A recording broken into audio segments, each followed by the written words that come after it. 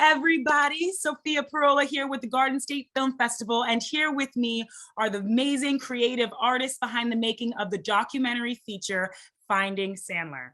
Guys, thank you so much for joining me today. Thank you for having us. Thank you. I'm very excited. I was telling them before, this is an awesome, very creative and different documentary, very different from the other films that I've seen in the Garden State Film Festival this year. So I'm really excited to pick your brains of how you guys made it. But before we get started, I'd love for you all to introduce yourselves and the titles in the documentary. I guess I'll start. David Seth Cohen, creator, director, producer, / writer / editor. Anthony Marinelli, co-writer, co-producer, co-editor.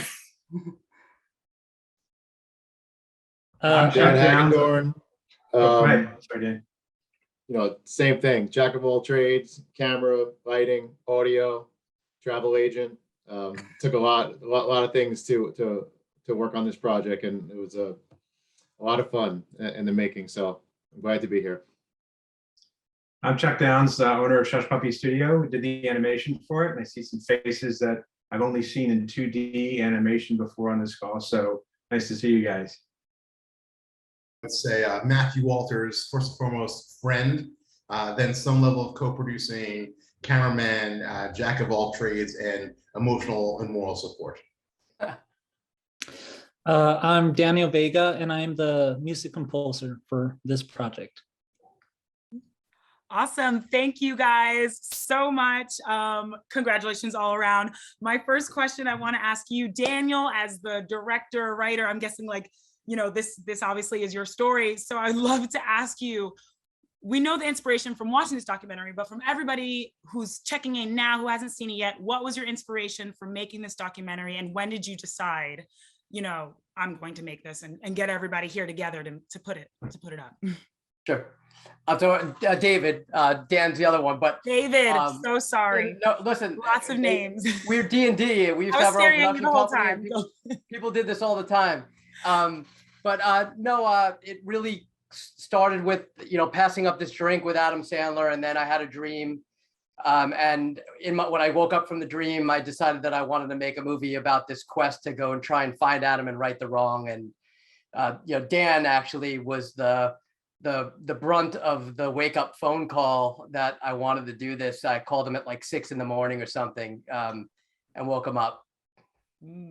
Dan, what about this story where you're like, all right, let's make this? How did this come together?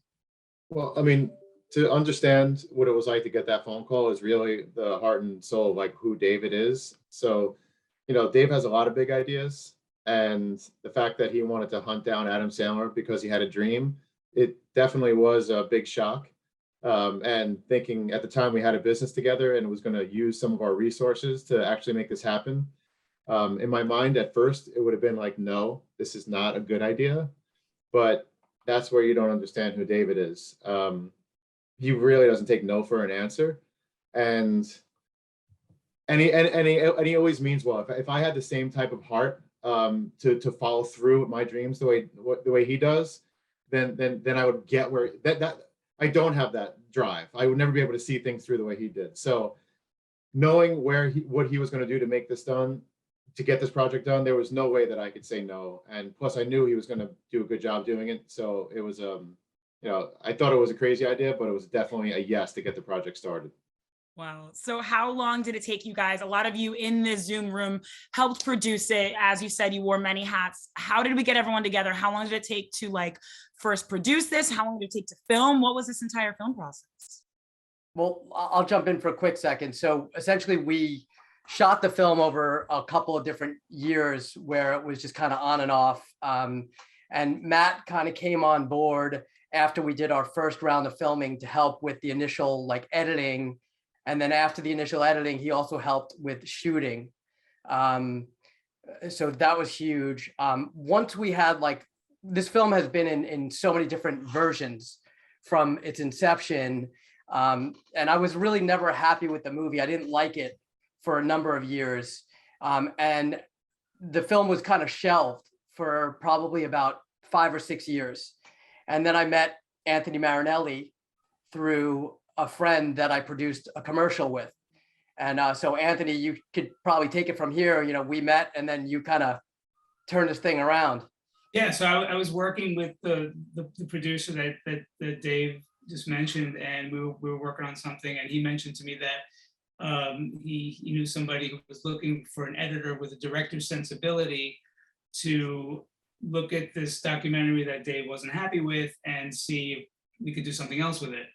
So he described the project to me, and I thought it sounded really interesting. I thought it sounded great. So I said, yeah, I'll meet David and we'll talk about it and we'll see what happens.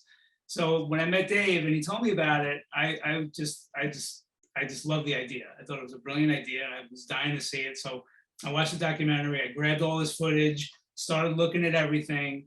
And then my first objective was to find the hook.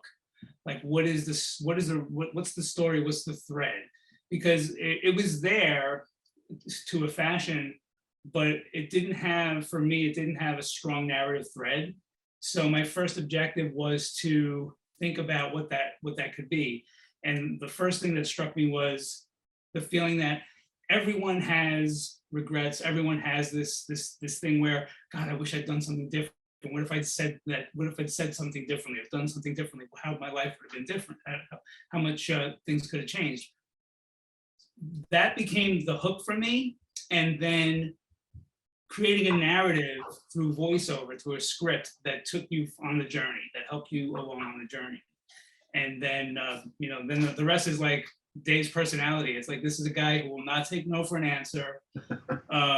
It's nothing, it's not, the journey's not over until you get to your goal. And that's the spirit that I loved most about it. It was like, I'm getting there no matter what. And that's the spirit that infuses the whole story, I think.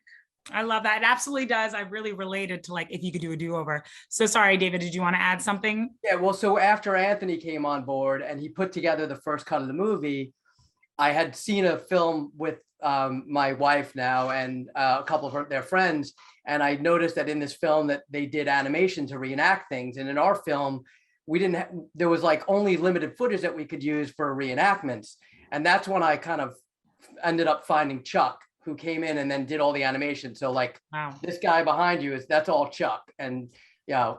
Wonderful, because my question is for you, Chuck. How did you come up with these visuals that we see that so beautifully complement the story and are add to the comedy and color? How long did it take you? How did you come up with this look? It took a while, but I've always been a cartoonist by trade. And that was actually, Anthony mentioned the hook. Everybody's got this Sandler moment in their life where they just wish they could have done something different. And I have one of those myself as a cartoonist where I kind of mucked up a chance to go into the professional cartooning world. So when he told me the story, that's what brought me in, because the movie's about Adam and David's relationship to Adam, but the appeal of the movie is that it relates to everybody, because we all have these moments. So, and David definitely doesn't take no for an answer. I thought I was done many times, and he'd come back and say, hey, there's a dead spot right here. What about this? What about that? So we were doing it for quite a while. But it was a lot of fun. So a great project to be a part of. Amazing. And then Daniel, of course, provided the composing the music. There was a lot of back and forth with Daniel too. He stuck with it. He did an amazing job. I think the soundtrack is really cool. So Please, yes, to you, Daniel. How did we come up with the sound? Yeah, so I think we first started working on, or I guess I came on board and I think it was like 2019 maybe, and I kind of did the music for that cut. And then I think after that they went back and did a bunch of animations. So I had to go back and rework a lot of this stuff and kind of redo some of the music. And just as everyone has been telling, that David doesn't take a no for an answer. I think I think part of the reason for that is he knows exactly what he wants, and he has that vision in his head, and with music, with animations, everything. So yeah, same thing with music. He would be like, "Wow, what about this? What if we try this different instrument?" So it was a very fun and challenging experience. Sometimes I only had a few seconds to establish certain musical ideas, and I had to write all types of stuff, jazz, Italian sounding music. I had to recreate very famous classical pieces from Vivaldi, Prokofiev and stuff. So it was all around had to do all kinds of stuff, which kept me entertained. And yeah, so it's been a while. I've been involved since 2019, I think, but I think it's finally here and we're super excited to see the final product. Wow. And guys, David, all of you actually, we talk about a common thread here. Like David did not take no for an answer. You knew what you want. It seems like as a director, that is very important. What would you give advice to other directors or filmmakers who want to accomplish what you've accomplished? Like, what did you learn from this process?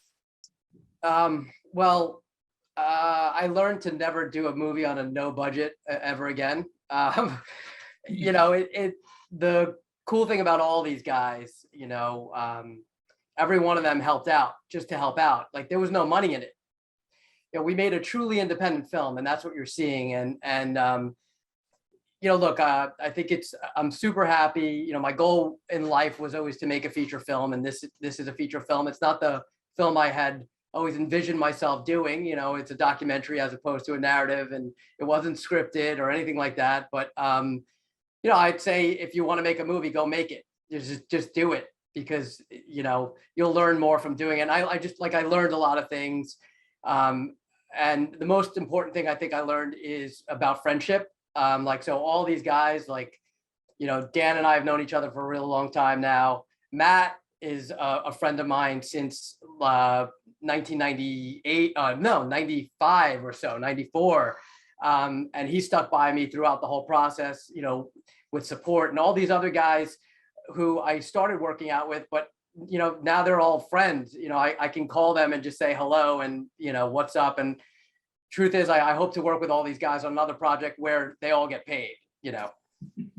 Yes, absolutely. I hope that is next for all of you. I mean, congratulations again. I'd love to hear from everyone. Before we close, I have like 2 more questions. First one was, what was the best part of this experience, and what are you hoping audiences at the Garden State Film Festival this year get out of watching Finding Sandler? I guess that's 2 We start with Matt. I'll say I hope that they are, number one, entertained, that they see the heart in the movie, and that they're inspired to don't hesitate. Go for what you want. Don't live with the regret. I think that's the most important takeaway that I hope the audience gets from it. Yeah, I think that's a great point. Like being inspired, because I mean I gotta say, I mean I'm definitely one of those people who does it, but not to the extent that I never met anybody like David. You know what I mean? It was just like as crazy as I can be. This guy is like I am like 10 times inspired by his fortitude, definitely. So, you know, hopefully audiences and hopefully Adam Sandler will look at it and say, damn, what am I missing? I do hope so. I hope for that too. Yeah, I would say never give up. It's never too late. It's never too late, you know, to have take a second run at a dream. Never too late to go back and, you know, try to rectify old wrongs. They weren't really wrongs, but to try and take you know, whatever sports metaphor you want to use, another swing at the bat or what have you. So it's never too late. I think, you know, I hope that, first off, I hope people like enjoy it more than anything. You know, I just hope they like it. I won't be pissed if they don't, but I hope that they do. And I think, you know, for me, the takeaway again is friendship. You know, realize what you have in front of you as opposed to what might be, you know. Like that's one thing I realized through this process. You know, sometimes you know, you want something, but it's not what you need, you know? And so, you know, figure out what you need and then get what you need. And to me, that was, you know, friendship, family, and everyone that kind of helped out. So, yeah. I love that. Thank you, David. Yeah, well said, David. You know, just like everybody else said, believing in yourself, never taking no for an answer, and following your dreams. I mean, all this comes through in the movie. We talked about David behind the scenes, but in the movie, you see this as well. He's really trying to have this moment that he missed with Adam Sandler, and you can see how genuine it is.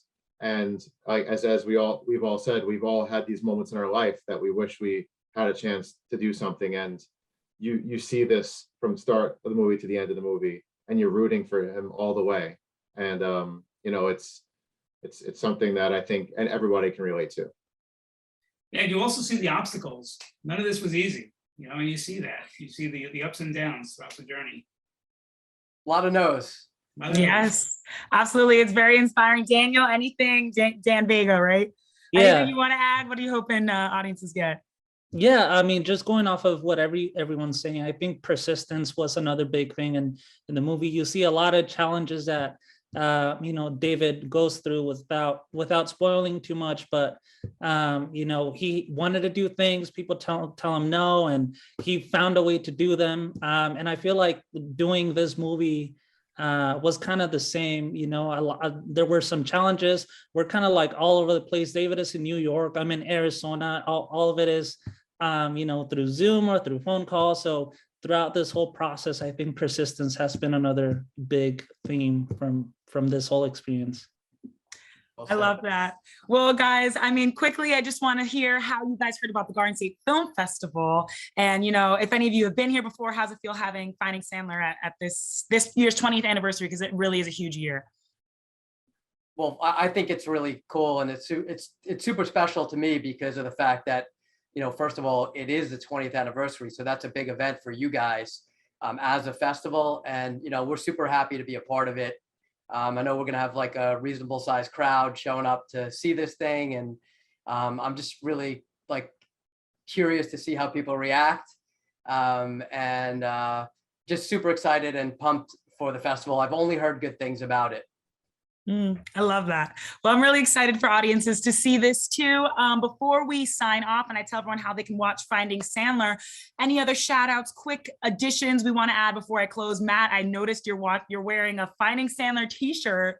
Where can we get this? Oh, yes. This was our early days. I thought I'd fish it out of the attic here and dust it off. So sometimes life needs a rewrite. It's all about following your dreams. That's all. No, I'm really excited. Listen, Asbury Park is beautiful. The festival is almost as old as David's regret. So there you go. No, it's going to be a good time, and I'll be there in person.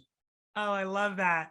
I love that. Well, thank you guys so very much for taking the time out to talk to us today. Thank you for making Finding Sandler. Obviously, it took a lot of time and care and all that good stuff. And congratulations to you all. Let me tell everybody watching how they can see Finding Sandler. It will be screening online. You can access any of these films virtually. Visit gsff.org for an all virtual pass. But if you want to see it in person, perhaps meet the crew, you can watch this at Asbury Lane, Saturday, March 26th in the film block, 6 to 8 p.m. So definitely check it out. Thank you guys again, and congratulations. Thank you. Thank you. Thank you.